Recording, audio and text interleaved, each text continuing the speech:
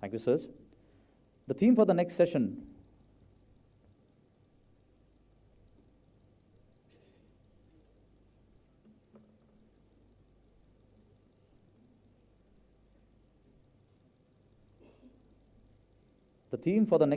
ladies and gentlemen, is Seas of Prosperity and will be chaired by Vice Admiral Biswajit Das Gupta, retired. May I request the session chair and the speakers for the session, Rear Admiral Sean Watt, Chief of Navy of the Republic of Singapore, Lieutenant Colonel Carlos Leoniguez III, Command Judge Advocate Philippine Navy, and Rear Admiral Nelson de Oliveira Leach, Commander of the 1st Division of the Brazilian Fleet, to please come on stage.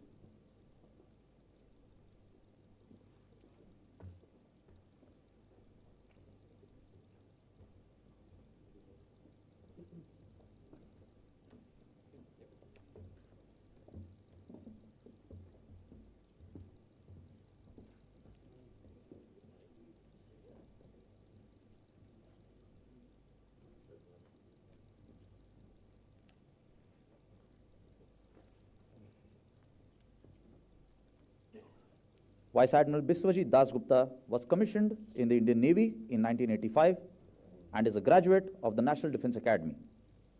His earlier assignments include tenures as Executive Officer of the Torpedo Launch and Recovery Vessel INS Astravahini, Navigating Officer of the Minesweeper INS Bhavnagar, and Flag Lieutenant to the Director General, Coast Guard.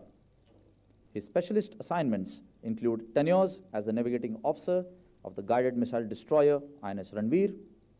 He also served briefly as Deputy Squadron Commander of the Chukar Aerial Target Squadron. He commanded the missile boat INS Nishank in the rank of Lieutenant Commander and missile corvette INS Karmuk in the rank of Commander, the latter as the Commissioning Commanding Officer. As a captain, he headed the Navigation and Direction School and commanded the missile frigate INS Tabar and the aircraft carrier INS Virat. He was the Indian Navy's Eastern Fleet Commander from October 2016 and Jan 2018. His staff appointments include tenures as Commander Workup at Headquarters Flag Officer Sea Training, Directing Staff at the Defence Services Staff College, Wellington, Naval Assistant to the Chief of the Naval Staff, Fleet Operations Officer of the Western Fleet, Chief Staff Officer Operations at Headquarters Western Naval Command, and Additional Director General at the Headquarters of the National Cadet Corps. On promotion to the rank of Vice Admiral, he was appointed as the Controller Personnel Services at Naval Headquarters. The Flag Officer was the Chief of Staff, Eastern Naval Command, prior to be elevated as the Flag Officer Commanding-in-Chief, Eastern Naval Command in December 2021. He is a graduate of the Defence Services Command and Staff College, Bangladesh, the Army War College, Mao, and the National Defence College, New Delhi. He holds 2 master's degrees in Nautical Sciences and Defence Studies and 2 MPhil degrees in Defence and Strategic Studies and Management. The Flag Officer is a recipient of Param Vishisht Seva Medal, Ati Vishisht Seva Medal, Yudh Seva Medal, and Vishisht Seva Medal. With that, I request you, sir, to please take over and conduct the proceedings of the 3rd session of the seminar.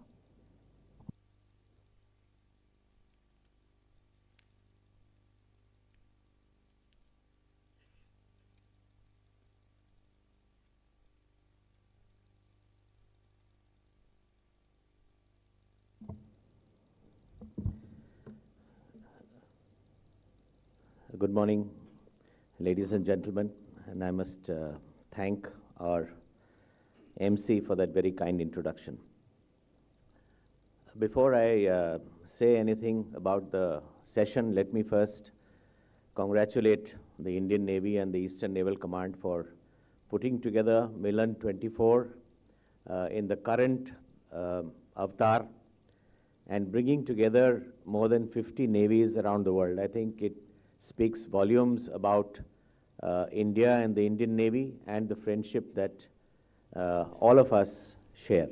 So thank you very much, congratulations, and we are very pleased to be here. Coming to the session per se, there are varied topics on which speakers have spoken earlier and are going to speak in this session and in the next. And everything really concerns seas of prosperity, because all of us have acknowledged that the coming decades belong to the oceans. The blue economy is going to impinge the well-being of populations worldwide. And India is no exception, and I don't think any country in the world can divorce itself from the benefits of the blue economy. Now, we have some very illustrious speakers here on stage who will talk about different aspects of prosperity. Now, prosperity is a very large topic, and therefore, it is going to be very difficult to introduce in 10 minutes. But all I can say is that we have all acknowledged the blue economy. We have all acknowledged that the oceans are a common good. We have all acknowledged that 80% of our global trade passes over the sea, and this is not going to reduce. It is only going to increase. We have also said that we need to preserve good order at sea. We need to be more efficient at sea. We need to follow rules at sea. So these are all common perceptions and understanding that we have, which will eventually result in some kind of prosperity. There are several issues that are going to be discussed today, and effectively they lead to building sustainable economies, sustainable environments, and basically to try and rationalize the contest between exploitation and preservation of the environment. Now, we're going to talk about three specific areas in this particular session. The first by Admiral Sean Watt, of the Chief of the Singapore Navy, who's going to talk about maritime connectivity and digitization. Now, this is an area where I think there is a lot of work that's happening, and digitization has impacted every aspect of our livelihood, and the maritime theater or maritime sector is no exception. End-to-end supply chains require enormous amount of digitization if you have to enhance the efficiency. And today, I don't think we are really there. There are many aspects of our supply chains around the world that will benefit by a lot of digitization and connectivity. There will be tools and systems that will be required to be open and interoperable between various agencies that are in the maritime theater, so that timelines are compressed. Reporting mechanisms, monitoring mechanisms have to be strengthened, so that if something happens somewhere and there is a requirement for agencies to respond, that should happen quickly. So whether it is through communication protocols, networks, low bandwidth systems, whatever was discussed yesterday, many such things will come into play.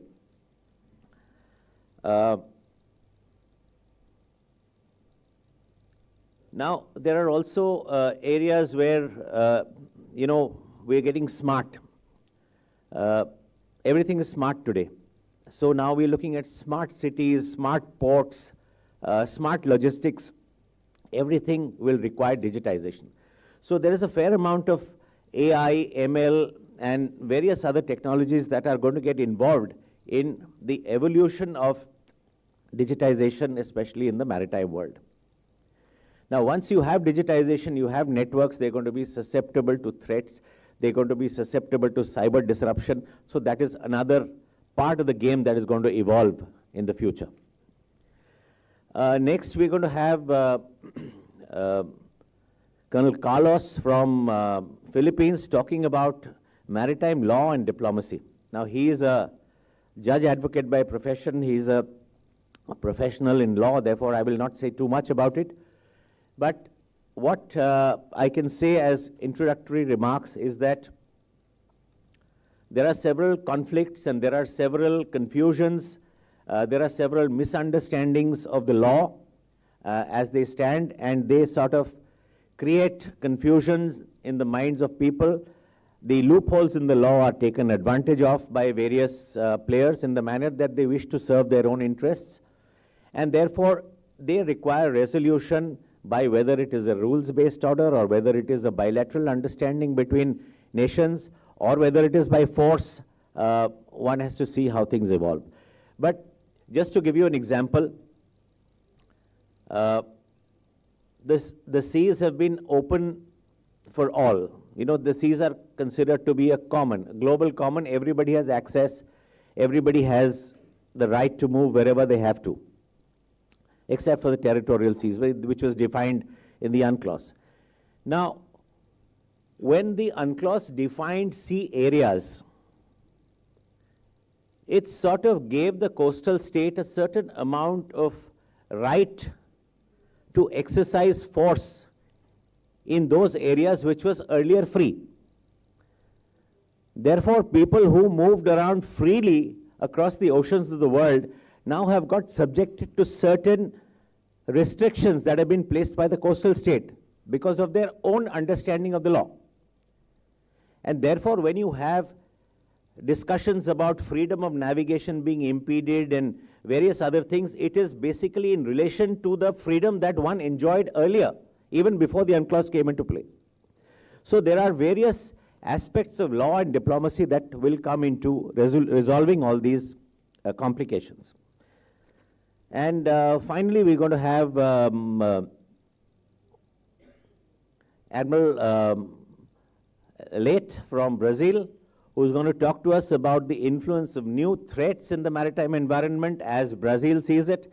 But all of us have been talking about these new threats for the past 2 days. Yesterday and today, I think almost every session spoke about these new threats. Well, essentially, they lead to, point towards climate change, they point towards pollution, and, human and drug trafficking. The newer ones are cyber threats at sea, the threats that relate to the underwater domain. We have drone attacks happening in the Gulf. Who knows, tomorrow there might be underwater drone attacks. So, these could be emerging threats of the future. Everybody is so reliant on networks, so reliant on position systems. There could be GPS denials, there could be GPS disruptions. We've seen IOU phishing has been discussed in great detail. It's one of the major threats of the day. Economic profit versus environmental preservation is, I think, one of the biggest challenge of the times, the biggest threat of the times. And how we handle it collectively and individually remains to be seen. Seabed exploration, exploitation has potential for conflict, it has potential for competition, it has potential for collaboration.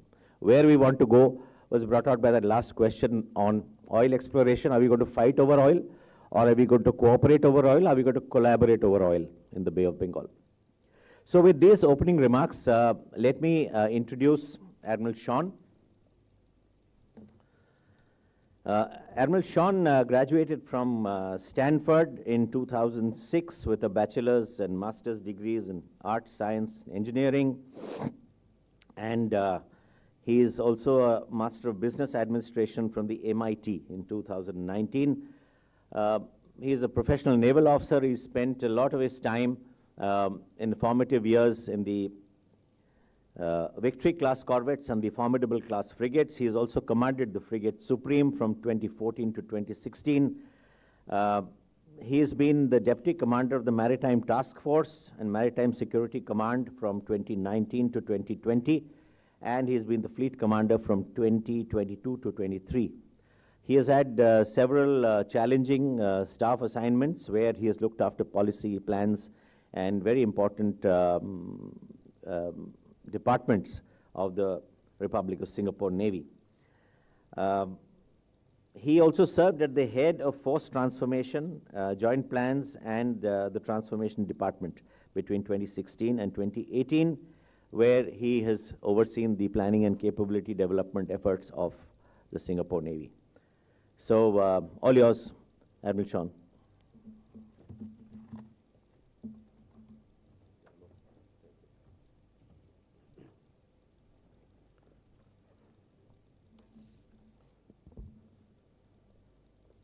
Vice Admiral Rajesh Pendaka, Flag Officer, Commander-in-Chief, East Indian Navy, Navy Chiefs, Heads of Delegations, ladies and gentlemen, good morning. Let me first extend my gratitude to Admiral Kumar, Admiral Pendaka, and the Indian Navy for the excellent hospitality. Congratulations on yet another successful edition of Milan. The Singapore Navy is honored to have participated in every edition of Milan since its inception in 1995. A testament to the strong ties between the two navies. More importantly, platforms like Milan bring navies together to build ties, understanding, and interoperability, which are all the more pertinent given the tensions and hotspots we see around the world. Thank you also for the opportunity to speak here at the International Maritime Seminar 2024 amidst a distinguished panel and to an esteemed audience. And let me just say it's good to reconnect with Admiral Dasgupta again. The topic today is on maritime connectivity and digital technology. The words maritime and connectivity go very well together. We know that the seas connect us. And as long as there have been ships plying the oceans, the maritime domain has facilitated the exchange of trade, knowledge, culture, and peoples. Digital technology has supercharged this. Through various tracking and positioning technologies, shipping companies can monitor and communicate with their fleets wherever they may be around the world. The most advanced megaports have also moved towards paperless documentation. Everything can be submitted online and permits received well in advance before the ship arrives in port. The most digitally savvy ports know the location of every container and every piece of cargo and meticulously optimize port operations for maximal efficiency. Another key trend is the move towards autonomous ships, fully uncrewed commercial ships that leverage computer vision, AI, remote control to complete their journey. This is enabled by a global connectivity network, as well as the ability to pipe back data from various sensors on board the ship so that we can monitor the ship's status from shore. I believe that autonomous commercial ships will be a part of the future of the shipping industry, another example of how digitalization is driving connectivity in the maritime space. The use of these technologies, in particular digital technologies, is not without risk. As ships and maritime infrastructure, such as ports, become more digitally integrated, the risk surfaces for malicious actors to exploit increases. Vulnerabilities in navigation and communication systems, as well as port management systems, can be targeted to cause disruption as well as damage. In addition, with increasing reliance on remote access for monitoring and automation of tasks, there are greater risks of unauthorized access. We must also contend with data security concerns, as sensitive data about cargo, crew, and trade routes can be hacked. The problem is exacerbated by implementation. Many of the ships, commercial or military, that ply the oceans today were not designed with cybersecurity in mind. Building brand new ships could be prohibitively expensive, and in our push for greater digitalization and connectivity, we may choose to slap on commercial off-the-shelf solutions, but we need to be cognizant that there could be security trade-offs. There is significant and growing concern about these risks. In 2021, the RSN's Information Fusion Center included maritime cybersecurity as a new maritime security category due to growing concerns raised by the IFC's shipping partners. The IFC thus tracks incidents of maritime cybersecurity as part of its periodic reports. In 2023, the IFC recorded a total of 20 maritime cybersecurity incidents in our area of interest, a significant increase from just 3 incidents the year before. The majority involve malware attacks targeting ports. Such attacks disrupt port operations, in turn causing economic losses due to shipment delays. They also pose significant safety concerns. Just in July last year, the port of Nagoya, Japan's largest in terms of total cargo throughput, was targeted by the Lockbit 3 ransomware group. Port operations were affected for over 48 hours, preventing the movement of containers. Later in November, cyber attacks on the Australian port operator DP World affected operations across numerous ports. Again, the impact lasted several days, with approximately 30,000 shipping containers being affected by the cyber attacks. Maritime cybersecurity incidents can also affect individual ships at sea. GPS and AIS are widely used by ships for safe navigation and collision avoidance. However, AIS data is susceptible to spoofing, or the manipulation of data to generate and relay false information about a vessel's position and maneuvering. On top of concealing illegal activities at sea, spoofing can compel ships to make unintended maneuvers. In other words, ships may make maneuvers that result in dangerous situations where there were none to begin with. For instance, in 2019, the UK-flagged tanker transiting the Arabian Sea was observed to have made repeated course alterations, which caused her to deviate from the typical transit profile. Subsequent analysis by Lloyd's List Intelligence suggested that the tanker was receiving inaccurate positioning information due to spoofing, prompting alterations of her course to correct her position. What is particularly concerning is that the barrier to entry for spoofing is not high, which can be executed using commercial off-the-shelf equipment. We therefore cannot discount the possibility of it being exploited by maritime terrorists or pirates for nefarious ends. Moreover, the potential impacts can be much greater than what we have seen. For instance, if a large ship or an autonomous commercial ship is spoofed into making maneuvers into crowded waters. The landscape of maritime security risks that I've talked about present a sobering picture. They temper our excitement about the future, but they should not hold us back from the various exciting developments happening in the maritime domain. It is therefore, as the commercial shipping industry embraces even more digitalization, navies need to work hand in hand with port authorities and national cybersecurity agencies to enhance the security aspects.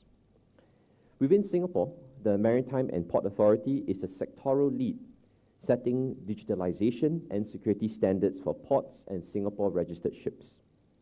To mitigate the risks and impacts of potential cyber incidents, the MPA, or the Maritime and Port Authority, will set up a Maritime Cyber Assurance and Operations Center, MCAOC, by 2025 to provide real-time cybersecurity monitoring and to disseminate information. For this, our Port Authority takes alignment from the standards set by the Cybersecurity Agency of Singapore. These apply across 11 critical information infrastructure sectors, of which maritime is a key one. The Singapore Navy works closely with our Port Authority to provide the overall national security assessment for the maritime domain. Within the Singapore Navy, this effort is led by the Singapore Navy's Information Fusion Center. Maritime cybersecurity incidents can be tracked on the IFC's Real-Time Information Sharing System, or IRIS. IRIS is a single platform that allows the user to see all types of maritime incidents, from sea robberies to illegal fishing to other illicit commercial activities. Strong networks underpin the IFC's information sharing processes, with 133 partners from 57 countries. The IFC right now also hosts 25 international liaison officers from 20 countries who are physically deployed in Singapore to facilitate swift and effective last-mile coordination during incidents. Of note, the IFC works closely with the IFC IOR, hosted by the Indian Navy.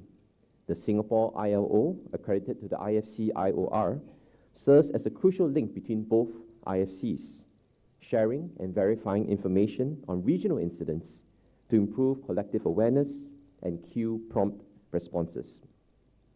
In addition, this improves the accuracy and fidelity of information in maritime security products released to our shipping community and security stakeholders. In conclusion, digitalization in the maritime domain holds much potential.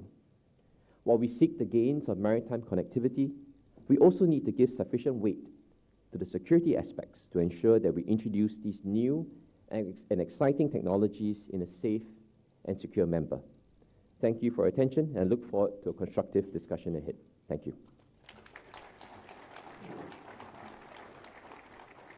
Thank you, Admiral Sean. That was very perceptive. Singapore has been at the forefront of information management and sharing and security. And I think even the Indian Navy has learned a fair deal from Singapore's IFC as we went along setting up our own IFC IOR in Delhi. And I think when we are talking about collaboration amongst navies, I think strengths of each other countries and navies would be very effectively leveraged by those who don't have the capability to try and build their own systems which can then talk to each other and reduce response times. As Admiral has brought out that as you become smarter in operating your systems, the risks are also higher, especially in the cyber domain. And how to employ technology usefully and how to keep them safe from attack is perhaps going to be one of the challenges of the future. So thank you, Admiral, a very, very good talk that you've given us. Let me introduce our next speaker, Lieutenant Colonel Carlos Lianiguez of the Philippines. He, like I said, is a professional lawyer. He is in the Judge Advocate General Service of the Armed Forces of the Philippines, and he specializes as a fleet judge advocate in his current vocation. So he's a practicing maritime lawyer. So I think that's a great specialization and expertise that he brings to this forum. He's a law graduate, as you would all expect, and he joined the Philippines bar as in lawyers, not in the other context. And in the same year, he also joined the Philippines Armed Forces and joined the Judge Advocate Service branch in the year 2012. He has held key appointments as Staff Judge Advocate of the Naval Forces in Luzon, southern Luzon, and thereafter now he's the Judge Advocate at the headquarters of the Philippines Fleet. So he is actually, despite him, is that the naval uniform? Oh, it's a technical officer's uniform, but I think his experience is more maritime and naval than anything else. Also, he has contributed significantly to several legal initiatives and procedures in the Philippines Armed Forces. So without further ado, may I hand over the stage to Colonel Carlos.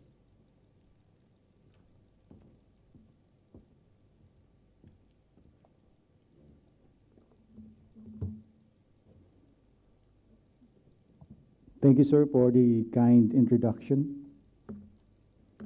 Namaste. Magandang umaga po sa inyong lahat. Good morning, ladies and gentlemen of the naval profession from around the globe. It is a pleasure to be here among such distinguished naval officers and maritime scholars to discuss an essential aspect of international maritime law concerning our shared resource, the common heritage of mankind, our oceans. Of course, our oceans are vital for our survival. It provides resources, food, energy, and a medium for trade and transportation. However, our oceans are also a source of dispute due to overlapping claims, navigation rights, competition to resources, among others. Without further introduction, allow me to present this is just a basic diplomatic mechanisms and legal frameworks of maritime dispute resolution. Part 1. Part 2 will be on the next Milan.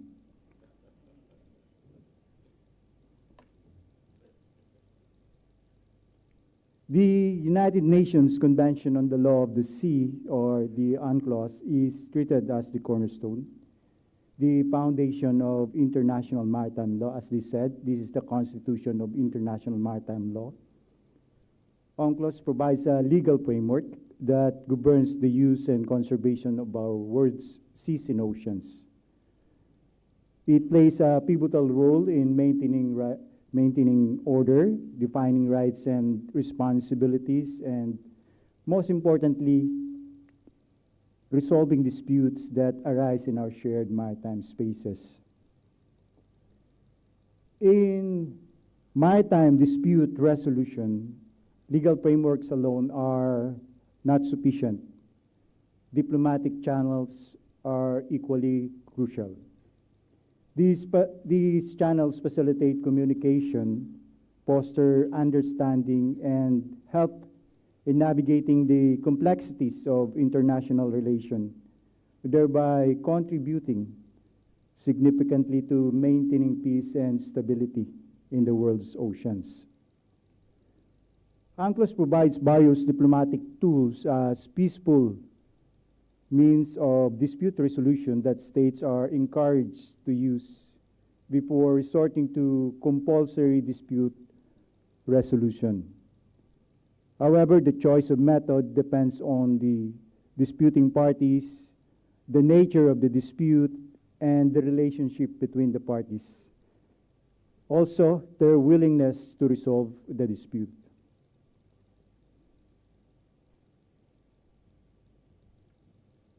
The key mechanism in maritime dispute resolution is negotiation.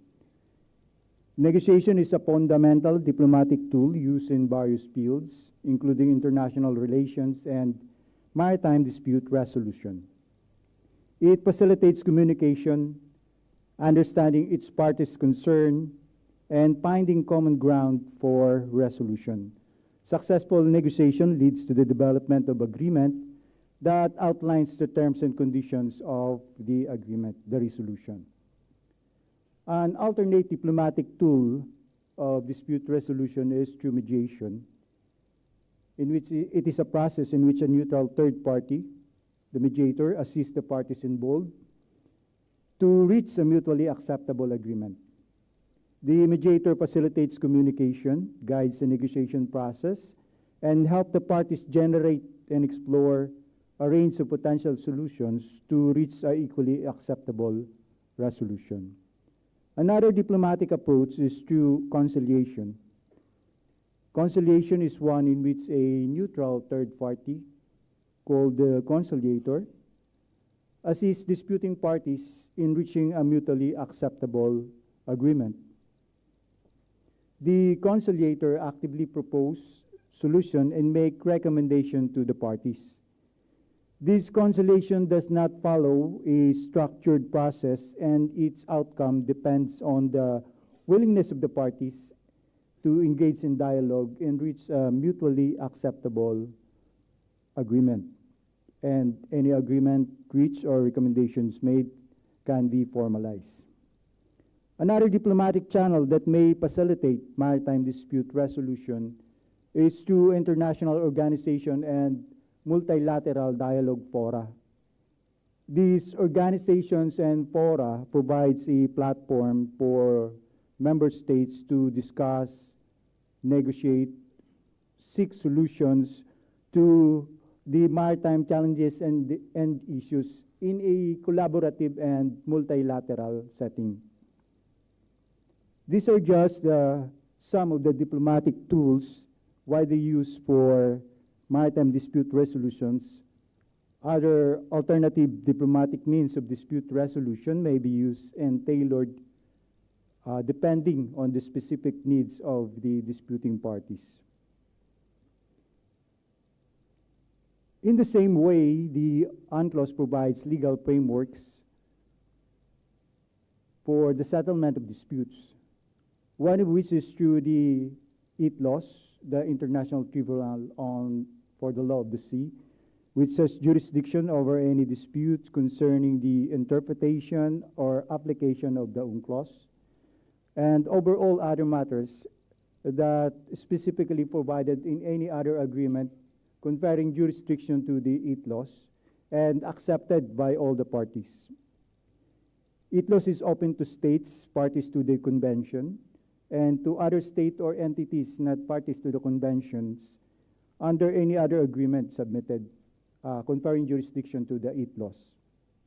The decision of ITLOS are binding, however, it does not have an enforcement mechanism. Another mechanism for maritime dispute resolution is through the ICJ. The ICJ settles legal disputes submitted to it by states and result in one or three ways. One, they can be settled by the parties at any time during the proceeding. Two, a state can discontinue the proceedings and withdraw at any time during the proceedings.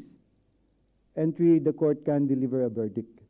The decision of ICJ is binding, but again, it does not have an enforcement mechanism. A further legal mechanism for the peaceful resolution of maritime dispute is through the arbitration tribunal under Annex 7 of the UNCLOS. It is initiated when one of the parties to the disputes invokes these arbitration procedures. The tribunal conducts proceedings allowing each party to present their case, and the tribunal is also allowed to issue and make interim action or provisional remedies to prevent irreparable harm while the arbitration process is ongoing.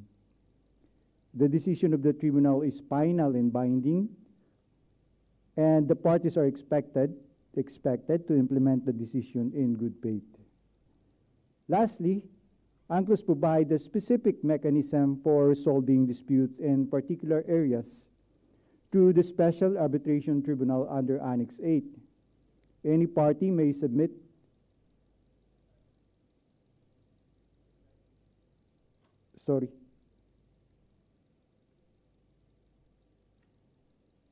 Any party may submit the dispute to this Special Arbitration Tribunal, address the issue related to fisheries, protection and preservation of the maritime environment, marine scientific research, and navigation, including pollution from vessels and dumping. The decisions and findings of the Special Arbitral Tribunal are binding on the parties involved.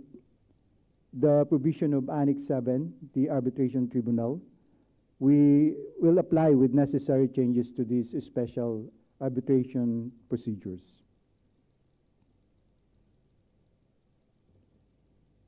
In maritime dispute resolution, the importance of legal frameworks and diplomatic mechanisms is paramount. They not only serve as a guide for compliance with rules, but also lay the foundation for maintaining stability in our shared maritime spaces, thereby fostering a global narrative of unity and peace. That ends my presentation, and may the waves of cooperation and the winds of understanding carry us towards the future where maritime disputes are settled through the sails of diplomacy and the rudders of legal framework. Thank you, and once again, good morning.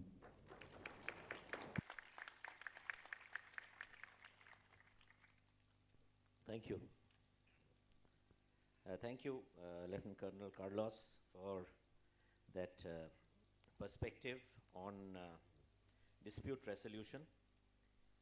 I think there are some interesting points that he made.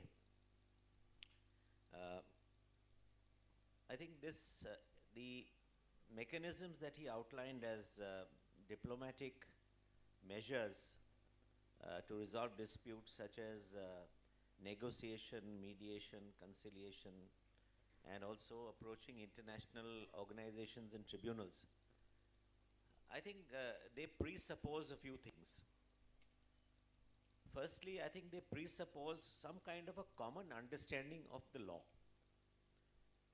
Because if that is not the case, then why do you negotiate, or why do you mediate, or So there has to be some kind of a common ground that we are attempting to find. That is one. Secondly, I think these mechanisms, other than going to an international tribunal, again presupposes a willingness to cooperate bilaterally, a willingness to communicate openly bilaterally. Only then will these mechanisms bear fruit and will the parties honor the outcome of such negotiations and mediations. I would also like to believe that if two parties to a dispute wish to refer a matter to an international organization or to a tribunal, I think there should be, or there must hopefully be an underlying willingness or an undertaking to abide by the recommendations or suggestions or the decision of the said organization or tribunal. Because if you are willingly taking a matter to resolution to a tribunal, you honor their wisdom. So if the tribunal or a court passes a stricture, passes a judgment, I think as civilized and honorable members of the global society, there is some kind of a responsibility on parties to the dispute to abide by the decision or the suggestion of the tribunal or the mediator. And of course, I think one of his major takeaways has been that, notwithstanding the nature of the dispute settlement method, there is no enforcement mechanism. Globally, in international law, there is very little enforcement mechanism, so it eventually boils down to good behavior, civilized behavior, making sure that you don't trample over the feet of the rest of the people around you. So thank you, Colonel Barlos. I think you've done a great job. May I now introduce our final speaker for this session, Rear Admiral Nelson Leite of the Brazilian Navy. He is the fleet commander, the first division of the fleet in Brazil. He has been promoted to his current rank of Rear Admiral in 2021, and he's assumed the Naval Infrastructure, Industrial Infrastructure Acquisition Manager at the Submarine Development Brazilian Program in 2021. In August 22, he assumed command of the Combined Task Force 151, and in April 2023, he assumed the command of the 1st Division of the fleet. He is a very experienced surface warfare officer with a specialization in communications, and he is also a graduate of the Brazilian Staff College and the Brazilian Naval War College. He has very vast operational and command experience, not only within the Brazilian Navy, but he also has a lot of international exposure in countries outside Brazil as well. He has been an operations staff officer in the Naval Advisory Mission in Namibia for 2 years and Commander Combined Task Force in the Kingdom of Bahrain for 6 months. He's a highly decorated officer. He has many awards and honors to his credit. So we look forward to an enlightening session from Admiral Nelson. All yours.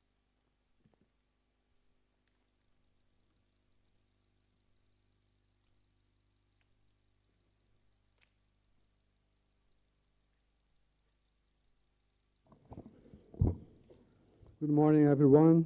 I'm here, Admiral Nelson Leite, the commander of the 1st Division of the Brazilian Fleet. Firstly, I'd like to thank the Indian Navy for the opportunity to talk in this maritime seminar, an important stage of the multilateral naval exercise. I'd like to highlight that we do consider that sea lines of communications are vital to international stability and prosperity. However, the freedom of the seas is not a given.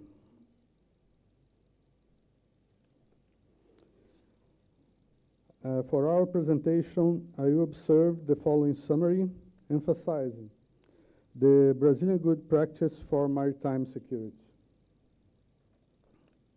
Initially, I'd like to emphasize the huge importance of the sea for my country. The sea lines of communications are really vitally important for us.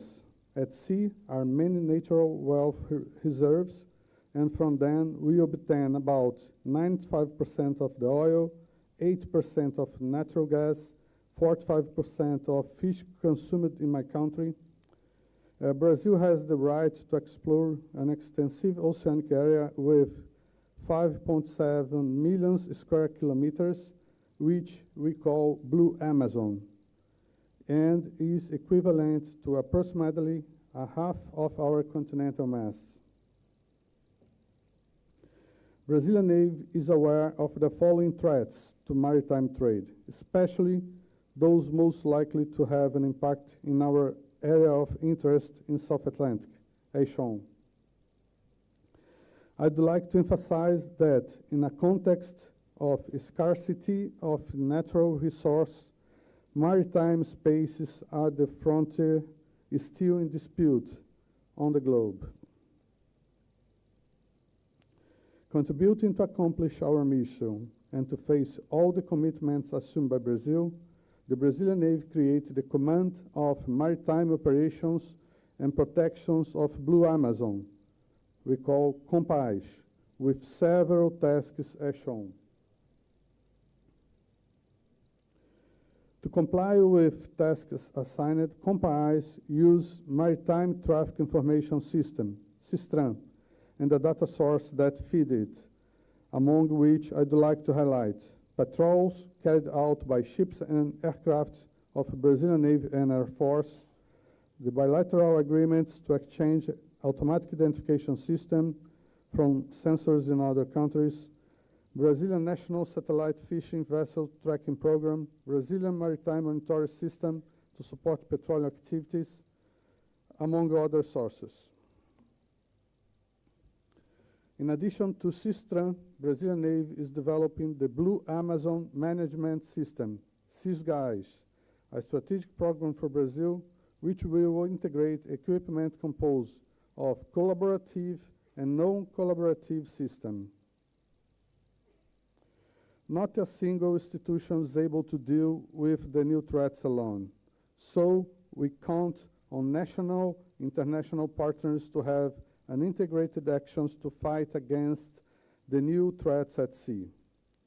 Brazilian Navy has national partners with which work closely to support the combat against narcotics trafficking, terrorism, smuggling, human trafficking, armed robbery, environment crimes, among other maritime lists. In addition, Brazilian Navy has memorandum of understanding with several navies around the world, much more than shown, related to the classified and unclassified maritime scenario. As we can see, in cooperation with Brazilian Federal Police and international agencies, since January 2020, we have arrested ships with 19 tons of cocaine and almost 33 tons of hashish. We give special attention to monitoring of IUU fishing. We have identified that, in addition to the environmental damage and depredation of living resources, in many cases, it's associated with other illicit practices, such as drug trafficking, illegal immigration, and human rights violation. Now I will talk about some aspects of the biggest oil spill case in Brazil coast in 2019.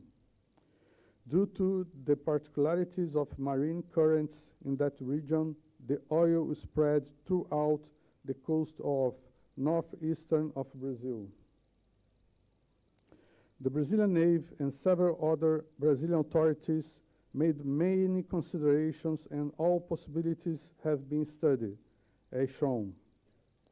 To answer these questions, a number of studies were done by Brazilian Navy and civilian organizations.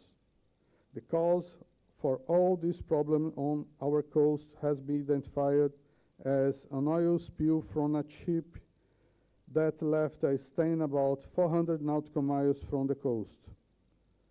Laboratory analysis indicates that the oil was not extracted from national platform. The results of the studies are being processed in secrecy in Brazilian and international courts. In addition to identify the cause, Brazilian Navy also supported the cleanup of the beaches where these stains occurred, and also ensured the correct final disposal of the waste. We removed more than 5,000 tons of crude oil from the seas and beaches. As a way to collaborate for international effort against the threats, Brazilian Navy is also contributing with maritime security in the Combined Maritime Force located in the Kingdom of Bahrain. The CMF is the largest naval military coalition with 41 nations aligned on a common purpose of carrying out maritime security operations in the Middle East to provide security and stability in that maritime environment. Since 2018, Brazilian Navy is a member of CMF. Actually, Brazil is carrying out the third command of CTF 151, and I had the honor of being the second Brazilian commander of CTF 151, the Counter-Piracy Task Force. Another initiative in that way is the participation of Brazil in maritime security operation in Africa. Brazilian Navy operates more than 90 days by year at west coast of Africa. We perform combined operations with around 25 navies and coast guard, especially with the local ones. We usually use the learnings acquired at CTF 151 in these operations that promote the interoperability between participating navies and coast guarding, contributing to increase the maritime security and protections against pirates, weapons and drug smuggling, IUU fishing, and another list of activities. The presence of threats at sea affects all nations, so we must foster partnership among our navies and coast guards. We also must increase information sharing. No single country can deal with them alone. To help ensure safe and secure seas, we look forward to work closely with several navies, coast guards, international agencies, and maritime centers. And for that, we reaffirm the Brazilian commitment to strengthen the partnership among our navies to foster our interoperability and continuous exchange of information. Thank you very much for your attention. Jai Hind.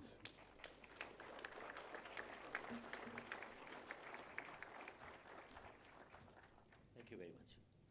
Thank you, Admiral Nelson, for that perspective on new threats to maritime security. I particularly was taken in by a few of his observations. The first one being the term Blue Amazon. I think it's a very catchy term that is perhaps worth replicating elsewhere because it focuses your attention on a blue economy or focuses your attention on the seas. So that term Blue Amazon I think is extremely good. I'm very happy to hear that term. Another thing which plagues us as India, as a country, as a maritime nation, and I think with every other partner here, is in the maritime theatre, the inter-agency coordination is one of the biggest challenges. And there are a huge number of agencies that either concern the economics or the research, or the security, or the development of offshore areas, and getting people together to talk the same language and understand the same values and concepts is very difficult. So I think Brazil also is no exception. He's also brought out that this interagency coordination, I think, is one of the cornerstones of having a robust maritime ecosystem. When you talk about such far-reaching and wide-ranging aspects of the maritime environment, sometimes I feel that no discussion on maritime security or maritime well-being is complete unless you have representation from some of the major sectors. For example, I think a seminar of this nature would be greatly benefited if we had somebody, some expert from perhaps say the shipping industry, or maybe an expert or somebody who's handling maritime pollution or maritime climate change. An expert, somebody who spent his life in these areas. I think it's a good idea if we could,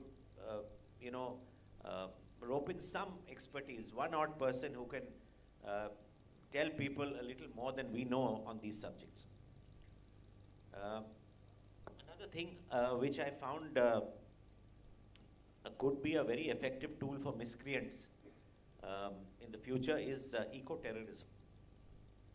If somebody were to, create a spill close to your coast, or put toxic material, shed toxic material close to your coast, and it flows into your hinterland through your rivers, or hits your beaches and affects the population, I think it is something that all of us need to wake up to and start thinking about how do we monitor and control such activity. So I think there's much work to be done in the future. As far as threats are concerned, and as far as digitization is concerned, as far as maritime law and diplomacy is concerned. So with this, I leave the floor open. We have 20 minutes for questions and answers. Standard rules apply. Please get up, state your name and country, and address your question to any one of the panelists or to all of them, and keep your question brief, please. Thank you. First question.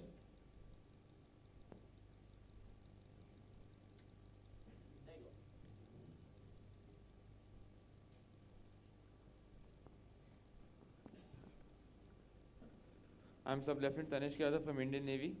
My question is to Lieutenant Colonel Carlos. Yeah, go ahead. So my question is, what categories of disputes are handled by the Special Arbitral Tribunal? And in your service, have you ever encountered a case which has gone beyond the legal existing framework? Can you speak slow? Just reframe your question. Speak slowly. We couldn't understand. You're too fast. So my question is, what categories of disputes have you encountered in Special Arbitral Tribunal? And have you encountered any case which has gone beyond the legal framework which is existing for handling disputes? His question is, have you come across any case, any maritime dispute that has gone to the Special Arbitration Tribunal? And has it been handled by the available legal provisions?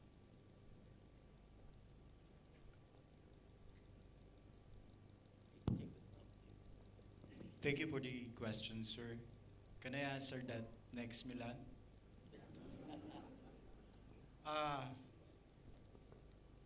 About the Special Arbitration Tribunal, I haven't heard any cases that was filed in the Special Arbitration Tribunal. Although this tribunal is specifically created only ad hoc tribunal for the specific purpose of issues concerning the fisheries, the marine scientific research, and maritime pollution, including dumping and pollution from vessels. Although this tribunal, special tribunal, with this jurisdiction can also file the cases when the parties agree to submit their disputes to any other tribunal, or to resolve the case voluntarily by negotiation or mediation. The flexibility of voluntary dispute resolution mechanism is that it can resolve any maritime issues or any issues because of the willingness, sir, because of the willingness of the parties to resolve the case, the issue. So, but as to your question, I don't have any information about that. Thank you. Thank you very much. Peach, Hello, good morning. My name is Dr. Chimi. I'm from National Maritime Foundation, New Delhi. So my question is to Lieutenant Colonel Carlos and Admiral from Singapore. So according to the reports and studies, China is building substantial new islands on 5 different reefs in South China Sea.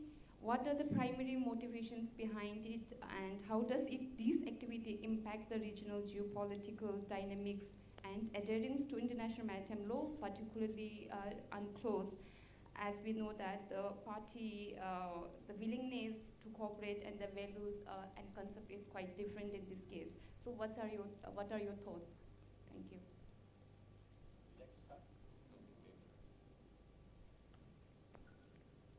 Philippines first alphabetical, sir. My thoughts about the building of artificial islands, ma'am, and the South China Sea. Is that correct?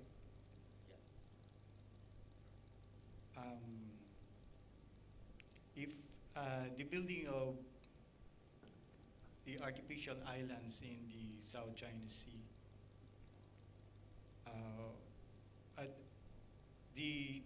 there are these issues complex and sensitive, I know, but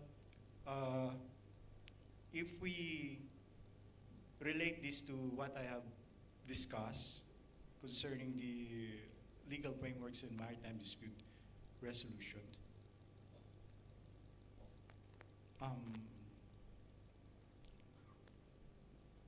the promotion of a code of conduct, for me, the promotion of a code of conduct in the South China Sea will be best addressed one of the issues on the creation or the establishment of artificial islands and all other maritime disputes in this vast region that will allow, if ever, the construction of the artificial island and activities relating to this.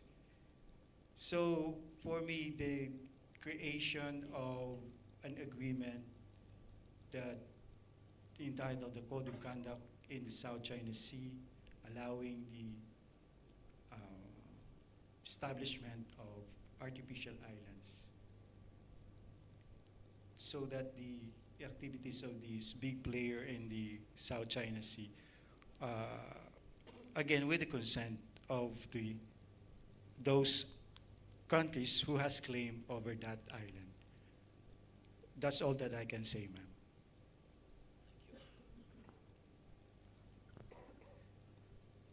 ma'am. Well, thank you for the question, Dr. Shini. I will first of all say that I think we are not the right two navies to be asking if you want to know what's exactly happening on those islands. The second thing I would say is that, that notwithstanding, the fact that these developments are happening are causing some concerns. And I think that's happening at 2 levels, right? Both the legality of the islands, and number 2, just the transparency over what's happening.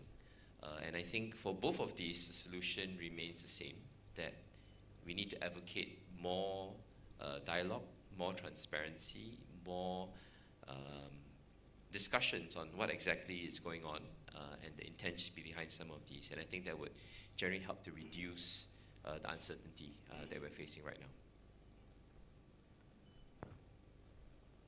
Thank you, Admiral Sean and Carlos. Yeah, next question.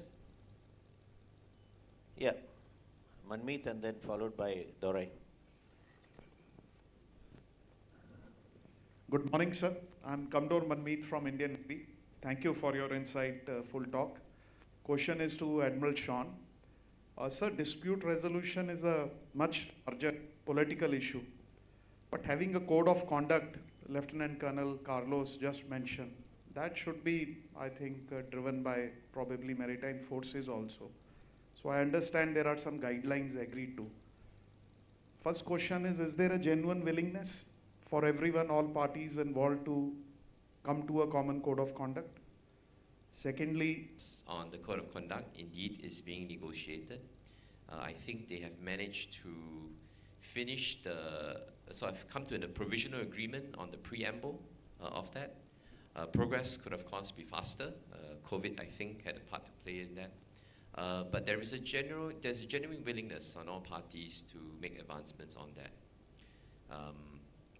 It is being led by the Foreign Affairs track at this point in time, with good representation from the defense ministries as well as navies. And so when you go to some of these meetings, actually it's MFA led, but actually there are a good number of defense officials in the room as well. So I think that helps to safeguard some of the interests. Again, I think there's a willingness to make progress on that. But in the absence of that, we fall back on cues. The Code for Unplanned Encounters at Sea, and that many countries have affirmed, I believe it was WPNS, that was the forum that we had affirmed a willingness to comply with that and the need for a set of rules should there be unplanned encounters.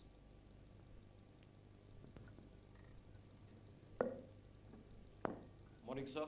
Commodore Durai, Indian Navy, and thank you, the panel, for lovely and interesting talk, sir. In all the sessions, we've talked of climate change as a security threat, as a maritime security threat. You know, there's sea level rise, increased natural disasters, maritime disasters, pollution, sea temperature change. All these, the fallout would probably be large-scale human migration and loss of traditional livelihoods. We are looking at it as a maritime security threat, and there is an intergovernmental panel for climate change at a government level.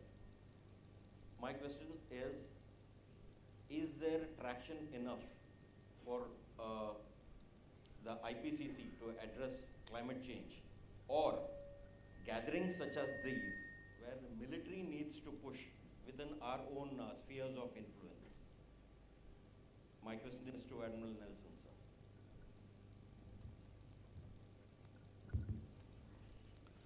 Well, thank you for your questions. Before I answer your question, I would like to highlight a comment about in the beginning about the Blue Amazon. I think that all of you knows about the Amazon forest, the green Amazon that we can call, and the reaches that we have there, the countries that compose the Amazon area. But this concept, strategic concept created by Brazilian Navy, was created to call attention the Brazilian society, to the politicians as well, to give a budget to permit, preserve, to permit to take the attention to monitoring that area. So we are, all of us take part of maritime countries, so all of us also have a kind of Amazon, Blue Amazon in our coast. Coming back to the questions, of course, the climate change, it's a problem in the future. Sometimes we are talking continuous about the new threats, the IUU fishing, the smuggling, the trafficking, and this is not so new threats. But climate change is really a problem that we'll face in the future, and I think it could create some damage to our economy, to the port infrastructure, or else some damages in our blue economy.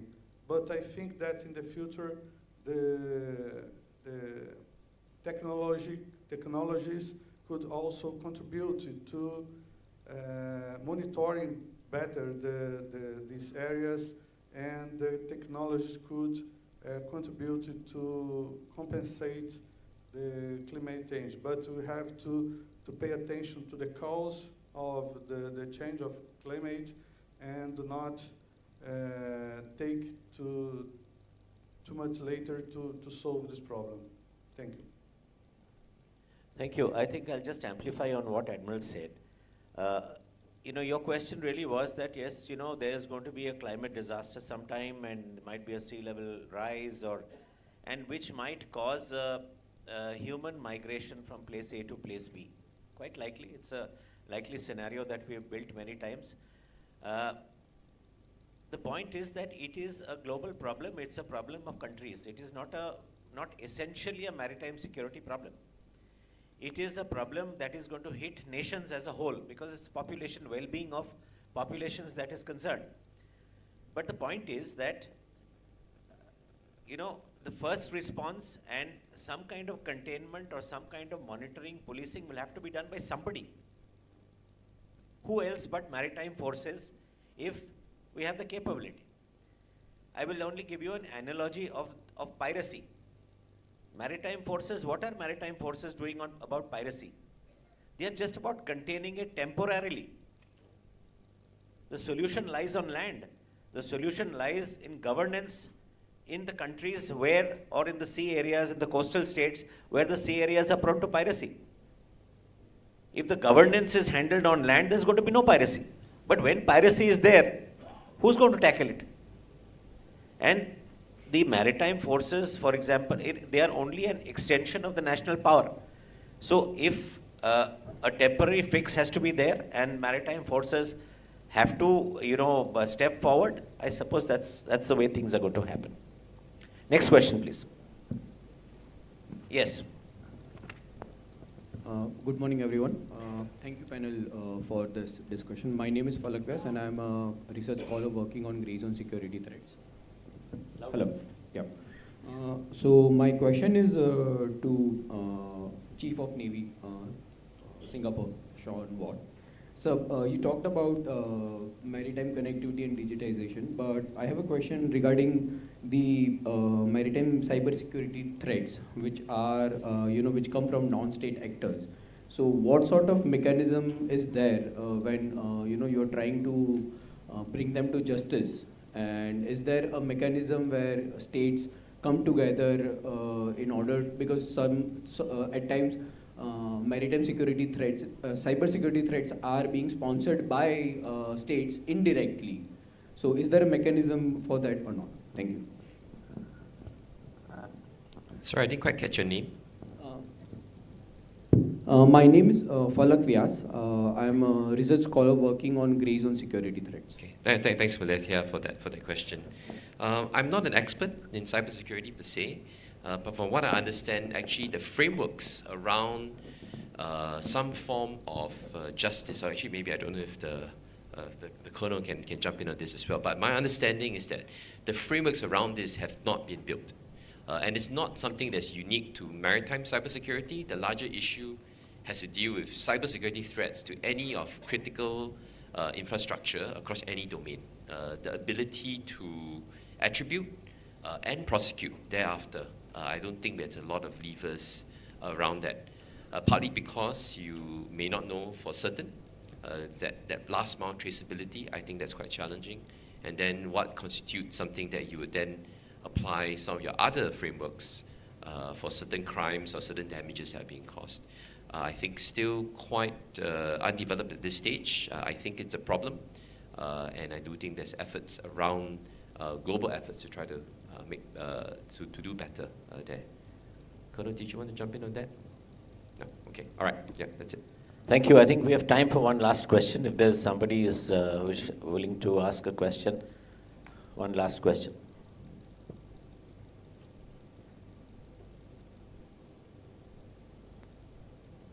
There is no last question. Thank you very much.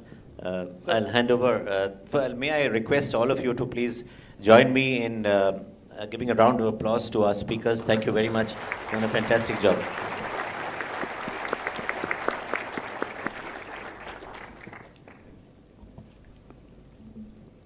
Thank you, sirs, for the engrossing and enlightening discussion. May I request the session chair to please felicitate the panelists of this session. Rear Admiral Sean Watt.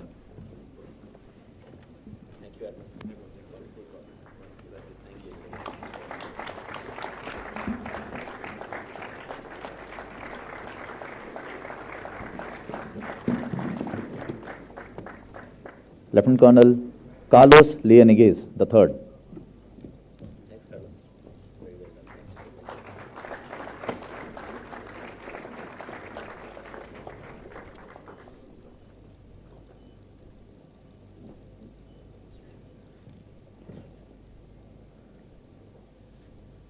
Rear Admiral Nelson de Oliveira Leach.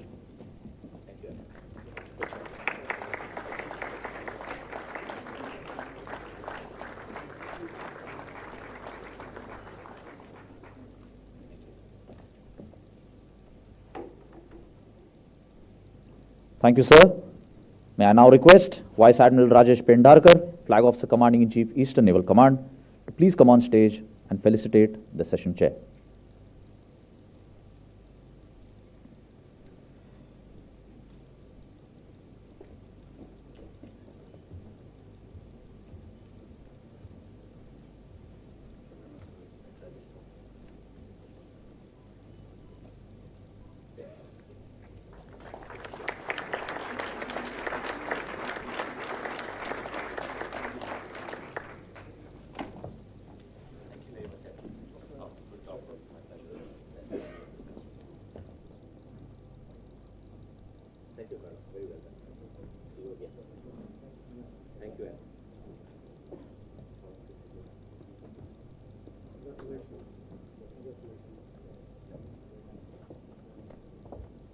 Thanks a lot. Sir.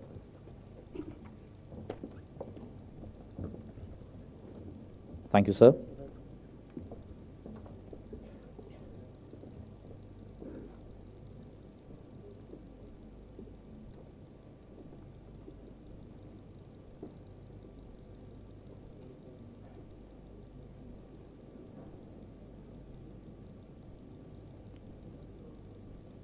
Ladies and gentlemen, we will now take a short break before commencement of the next session. I invite you all to join us for tea outside in the lawns. I request guests seated in the front two enclosures to please exit from the nearest door onto your left and to your right. The guests seated in the enclosures behind may use the central exit. Thank you.